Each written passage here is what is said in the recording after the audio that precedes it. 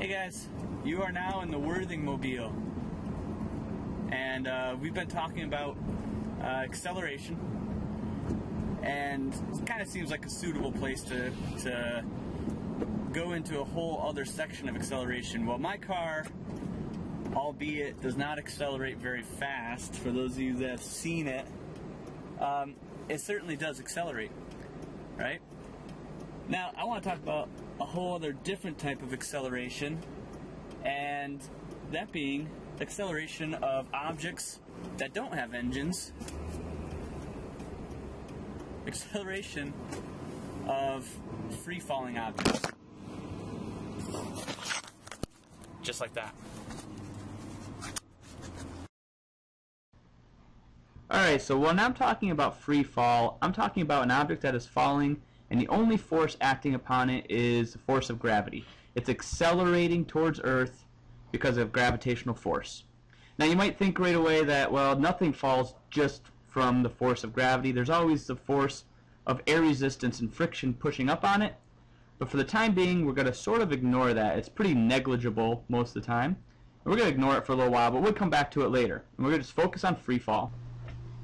So with free fall in mind, you take a look at the picture here. We know that all objects will accelerate toward the center of Earth because of gravity. So if something is falling, it will continue to accelerate, and I could show you how this happens graphically. Think of that velocity time graphs that we've dealt with. Now, all objects on Earth accelerate towards the center of Earth at 9.8 meters per second squared. Remember, it's meters per second per second. What that means is, after 1 second, this ball that's falling, in this diagram here they rounded it from 9.8 to 10, but this ball falling will, after 1 second, will be going this fast, right there. Oops. Going this fast right there. And after 2 seconds, you add another 9.8. So 9.8 plus 9.8, let's put you right here below 20 a little bit. After 3 seconds, 4 seconds, and so on.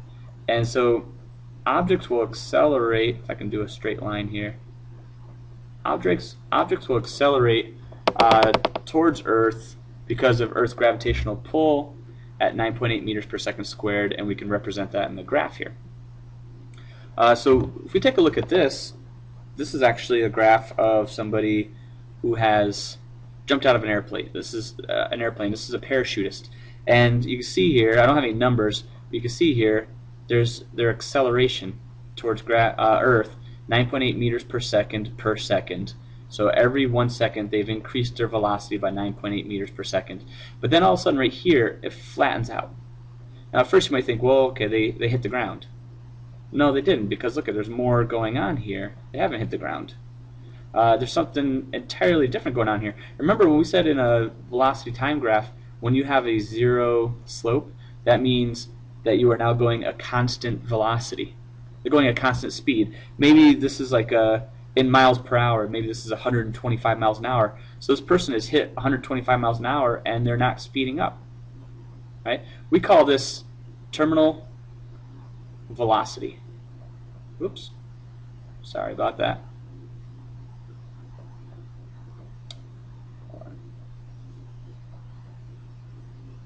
There. Sorry about that. Terminal velocity. What that means is it's when you're falling free fall and you reach a speed where you can no longer go any faster.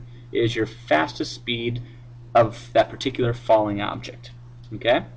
Then during C here, it looks like maybe a parachute was pulled, right? So they decelerate very quickly, and then they're going at a constant velocity because of the parachute until they, looks like here maybe they hit the ground running and decelerate again down to zero, where they're just standing there in the field after taking that awesome ride. So I want to talk a little bit more about terminal velocity, but before we do that, we need to talk about, there he is. We need to talk about forces. Okay? So you guys know a force is basically a push or a pull. And there's a whole bunch of forces. There's the force of the one-eyed guy here pushing this box. But you know, you put a surface underneath, like a really rough surface, the force of him pushing, there's also a force pushing back on the box, which is a frictional force. Right? If I were to change that to a nice smooth surface like ice, the frictional force would be less. That's why we slide across ice, but we don't really slide as easily across a rough road. So there's all kinds of different forces. We're going to talk more detail about them. But to understand terminal velocity, you need to understand the force of friction, which can come in a whole bunch of ways. It can come from dragging something across the surface. It can also come from air. There's air resistance, which is a frictional force. And so if we come back to the use of this force in the situation with the skydiver, we know that the skydiver is falling. Okay, so he has the force of gravitational fall at 9.8 meters per second squared. There's also air resistance pushing up on them, on this person, all over the place. Wherever there's a surface, there's air resistance pushing up. Now, the longer this person falls, the faster they're going, the more the air resistance is going to be pushing up on them. Now, when the air resistant force pushing up becomes equal to the gravitational force pushing down, it's equal in both directions, this person has reached their maximum speed. That's terminal velocity. For a skydiver, if you were jumping like this, it is about 125 miles an hour. If you were to maybe streamline your body and do a pencil dive, you might be able to get up to 200 or so, but that's what it's going to be with the air resistance on Earth. Right, now I want to talk about some other things. I have two misconception pieces on your chart dealing with free fall and terminal velocity. So we'll start with this little ball here. If I were to throw the ball up into the air, my question is, once the ball has left my hand, what's the force acting on the ball? So there it goes up, it comes back down. Well, once the ball has left your hand, there's only one force acting on that ball. It is the force of gravity pulling it back to Earth. Now, a lot of people want to say, okay, let's go back a second here. Whoops. A lot of people want to say right at the top of the throw, right there, that the force is zero. Or even as it's traveling up, the force pushing it back down to the Earth doesn't exist. But the reality is, if that right there, if this arrow represents 9.8 meters per second squared gravitational pull, all right, acceleration due to gravity, when you throw this ball, that never changes. It stays 9.8 the whole time. All right. So the only real force acting on a thrown ball is the force of gravity. Now, once it leaves your hand, the force from your hand is done. It's always just the force of gravity pulling it back to Earth. All right. So that's one misconception. If you take a look at that, you might want to pause for a minute, take a look at that on your note sheet, and add that in. The other misconception a lot of people have is the idea of objects falling and that they fall at different rates. Right, you drop a hammer and a feather. Well, what's going to hit first? If you said hammer, then yeah, that makes sense, right? But the reality is, gravity acts on the hammer and the feather the same. They are both falling at the same acceleration of 9.8 meters per second squared. All right, same situation. You have a scared mouse and a scared elephant.